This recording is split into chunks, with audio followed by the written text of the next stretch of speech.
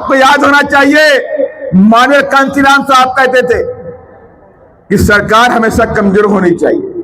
कहते नहीं कहते थे, रोटी अगर तवे पे न बदली जाए तो रोटी जल जाती है। कहते नहीं कहते, अगर तवे की रोटी न बदली जाए या पलटी ना जाए तो जल जाती है। तो सरकार को भी पलटने की जरूरत होती है। सरकार अगर पलटी नहीं जाएगी तो आपको जला देगी। और यही काम मध्य प्रदेश में पिछले 20 साल से चल रहा है। यही काम देश के अंदर भी चल रहा है। आपस में बांटने का काम किया जा रहा है। हिंदू मुस्लिम जात के आधार पर बांटने काम केंद्र में बैठी सरकार, प्रदेश में बैठी सरकार कर रही है। और उसकी आड़ में क्या हो रहा है? गरीबों के हक छीने जा रहे हैं, शिक्षा को खत्म किया जा रहा है, आपकी नौकरियां छीनी जा रही हैं, जंगल काटे जा रहे हैं और जंगल काट के बड़ी बड़ी माइंस बना करके धन्ना सेठों को फ्री में दिया जा रहा है। ये लूटने का क्रम जारी है। सिंगरौली के अंदर भी खबर आई कि लाखों पेड़ काटे जा रहे हैं, लेकिन कोई बोलने वाला नहीं।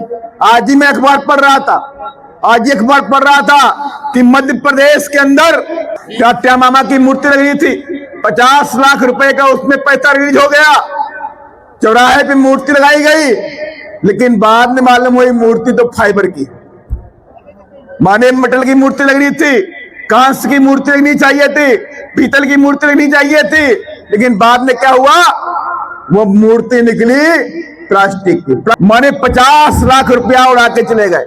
ये मध्य प्रदेश की धरती में आपने देखा होगा कि जब भी इलेक्शन आता है, सरकार का इलेक्शन आने वाला होता है, तो मध्य प्रदेश के भोपाल के अंदर सतपुड़ा में आग लग जाती है। सारी फाइलें जल करके राख, सारी फाइलें जल के राख, माने कोई हिसाब किताब उनके पास नहीं होता। इसलिए मैं आपसे कहना चाहता हूं, जिस तरह से मध्य प्रदेश के अंदर मध्य प्रदेश की जनता को लूटने का काम जारी है, मध्य प्रदेश के अंदर युवाओं की नौकरी छीनने का काम जारी है, मध्य प्रदेश के अंदर ओबीसी के हक को मारने का काम जारी है, तो ये सारा तब तक जारी रहेगा जब तक बीएसपी की सरकार नहीं आ जाती। इसलिए मैं आपसे कहना चाहता हूं, अगर ओबीसी के भाई चाहते हैं कि यहां 27% का रिजर्वेशन मिलना चाहिए और युवा चाहते हैं उन्हें शिक्षा और नौकरी मिलना चाहिए, और मेरी माताएं बहनें चाहती हैं उन्हें मान और सम्मान मिलना चाहिए, तो आपको आने वाली तारीखों में 2028 में बीएसपी की सरकार बनानी पड़ेगी। और जब बीएसपी की सरकार बनेगी, और मैं आपसे आज कहना चाहता हूं, आज मान्या बहन जी का जन्मदिन है और जन्मदिन में आपसे हम मान्या बहन जी के लिए तोहफा मांगने के लिए आए हैं। मान्या बहन जी के लिए गिफ्ट देंगे नहीं देंगे आप लोग? तो क्या देंगे? हमारा मकसद है 2028 में बहन जी को सरकार बना के मध्य प्रदेश को देने काम करेंगे। हाथी पे बटन दबाएंगे, हाथी पे बटन। अच्छा, कितने लोग बटन दबाएंगे? हाथ उठाइए जरा।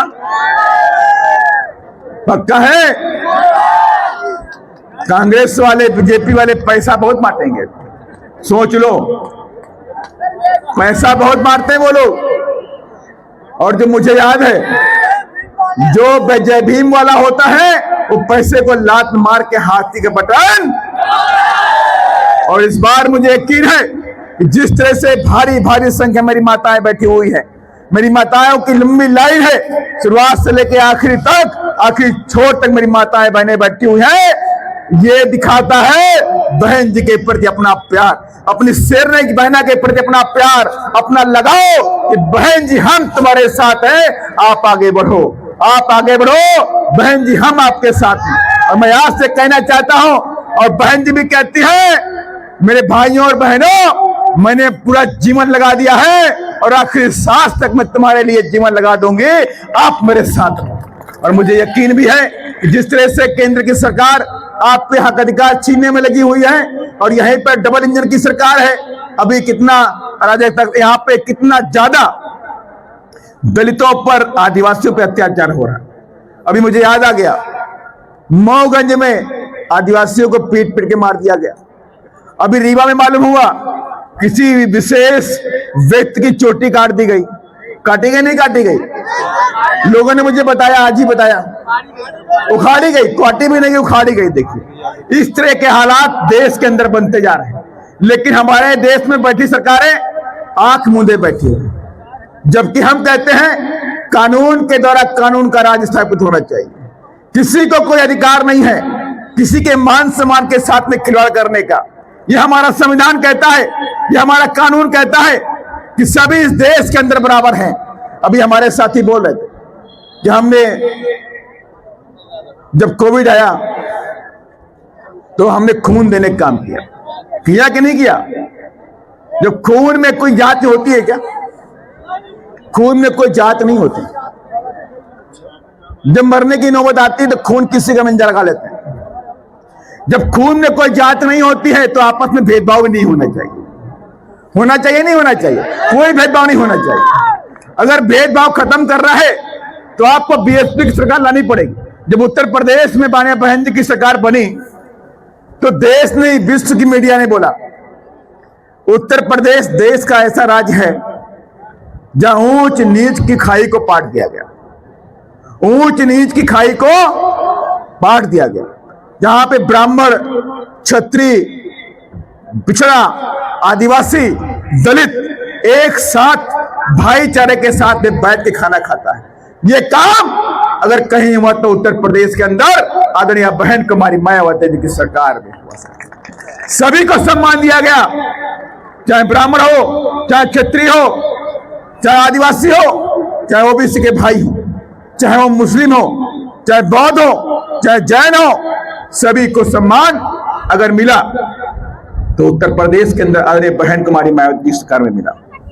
और इसलिए मैं आपसे कहना चाहता हूं, हम लोग बहुत दिनों से सोच रहे हैं, बहुत दिनों से हम सारे लोग लगे हुए हैं कि बीएसपी मध्य प्रदेश में सरकार बनाएगी, लेकिन कहीं ना कहीं से हमारी पूरी ताकत के साथ में लड़ते हैं, पूरी ताकत लगाते भी हैं, अच्छा वोट पाते हैं और कई कई सीटों में नंबर 2 पे आकर रह जाते हैं।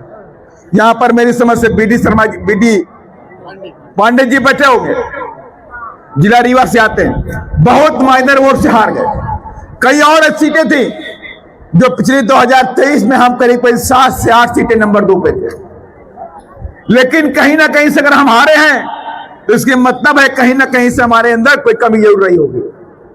लेकिन हमारी पूरी टीम ने इस बार ठान लिया कि जो चुनाव 2028 में हुआ, 23 में हुआ, उससे सीख लेकर के 28 में कोई गलती नहीं करेंगे और हाथी को भोपाल भेजने का काम करेंगे।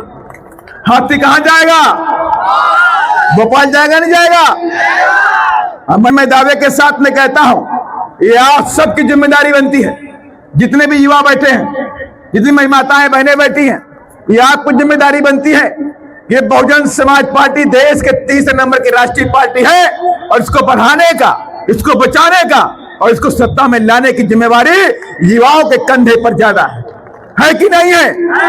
जितने युवा साथी हाथ उठा के बताइए, मुझे लगना चाहिए ये हमारी रात को जिम्मेदारी बनती है कि जो पार्टी जिसको बनाने में हमारे महापुरुषों ने अपना बलिदान दिया है, माननीय कांशीराम साहब ने अपना बलिदान दिया है, अपने जीवन का संघर्ष देखा है आपने, माननीय बहन जी के जीवन का संघर्ष देखा है आपने, तो ये पार्टी आज बीजेपी और कांग्रेस के लोग खत्म करना चाहते हैं। वो चाहते हैं बीएसपी खत्म हो जाए, और बीएसपी खत्म हो जाएगी तो बहुजनों की आवाज हमेशा हमेशा के लिए खत्म हो जाएगी। और इसलिए तमाम हथगंडे अपनाए जा रहे, नीले झंडे वाले पैदा कर दिए गए हैं, उनको आपके बीच में ना जाता है, युवाओं को तोड़ने काम जारी है, उनको बहकाने काम जारी है। जय भीम बोल दो, कांशीराम जी जय बोल दो, बाबा साहब की जय भीम बोल दो और बीएसपी के वोटों को बांट दो, ये काम जारी है। और ऐसे बहरूपियों से आपको बचने की जरूरत है साथी।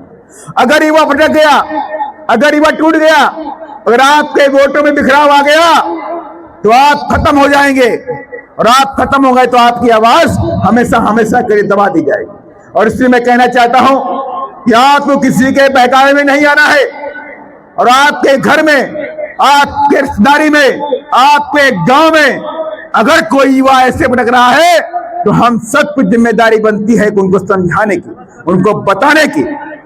उनको बताने की अगर बीएसपी खत्म हो गई तो ये संविधान खत्म हो जाएगा।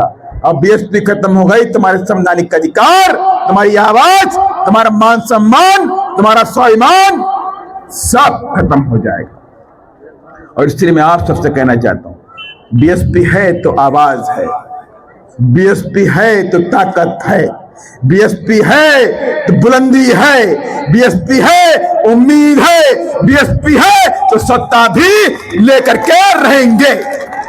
ये बीएसपी है सब। हो सकता है हमें और समय लग जाए, हो सकता है हमें और समय लग जाए, हो सकता है हमें और समय लगे केंद्र की सरकार में पहुंचने का, लेकिन बीएसपी खत्म नहीं होनी चाहिए। अगर बीएसपी है तो उम्मीद है, आज नहीं तो कल लाल किले में बहुजन समाज पार्टी का हाथी जरूर जाएगा। जाएगा नहीं जाएगा?